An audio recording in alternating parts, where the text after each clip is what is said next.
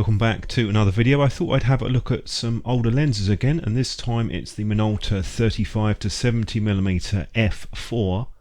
We'll dive right into it. The specs are on the screen of the lens, so you don't have to go anywhere else to find them.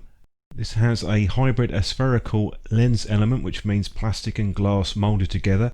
We've got the typical purple Minolta lens coating. And the design and style is very similar to the other lenses of this era. Remember, these are the original autofocus lenses, so it was released way back in 1985. Another curious feature on this lens is the macro switch, and once you've enabled that, it locks you in at the telephoto end and you can adjust it backwards and forwards to focus, or indeed just move in and out. But that switch does need to be activated to get into the close focus distance, and unfortunately it's manual focus. There is a hack available where you can adjust the contacts on that so that you can get autofocus in the macro mode. Unusually, it extends at the 35mm focal length and retracts at the telephoto end. At the back of the lens you can see the element moving in and out quite a bit more than most lenses do when you change the focal length, so it's an unusual design. Do check the aperture blades are smooth and snappy, and you can use something like a paper clip to do this. They should spring back instantly when you let go, so if you're testing a lens like this, make sure that they are quick and responsive, otherwise it could be oil on the aperture blades. It's not an uncommon issue to find on some of these older lenses, so make sure that you do check that, otherwise you'll have sticky aperture blades and it won't stop down quick enough. There is a lens hood that's supplied with this. It is quite shallow, not that effective, but it does have some impact on the image quality and lens flare, which I'll cover a bit later on in the video. But the overall impression of the lens is actually quite a nicely made lens. Even though it's plastic, you have the metal mount and it's very solid plastics on the body and casing material. I do have the original box for this, so I'll just show that to you quickly. I'm pretty sure this lens was never used when I took it out the box.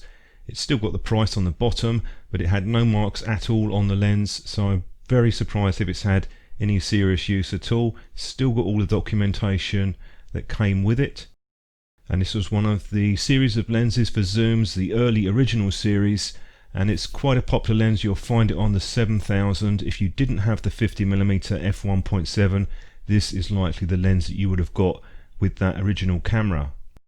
Quick side-by-side comparison next to the 50mm prime, you can see that it's really not that much larger at all. It's a surprisingly small and compact lens, particularly for a full frame lens. There is a bit of focus noise because it's screw driven from the camera, and I'll be testing this on the A99, which is a full frame camera, 24 megapixels.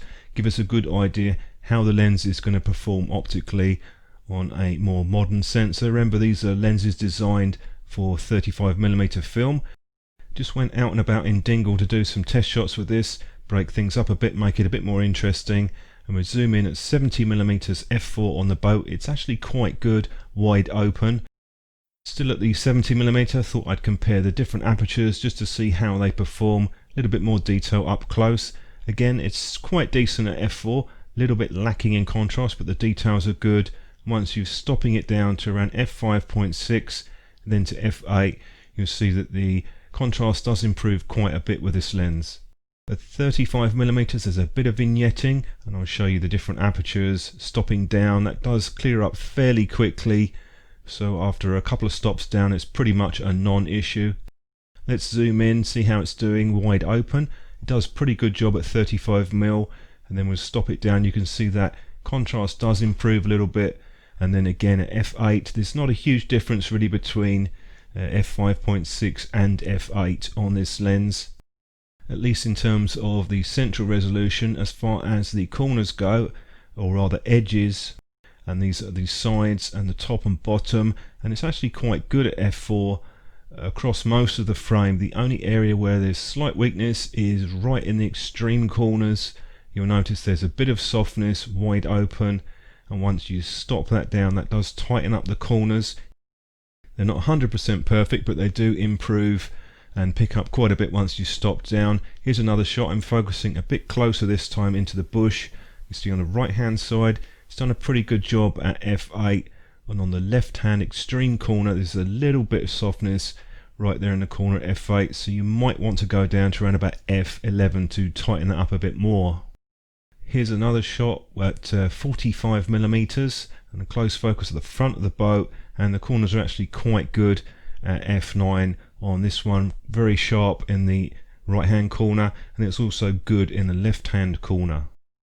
Put the lens into the macro mode now at f4, and if I zoom in a little bit to show you the details on this, it's done quite a nice job actually on this.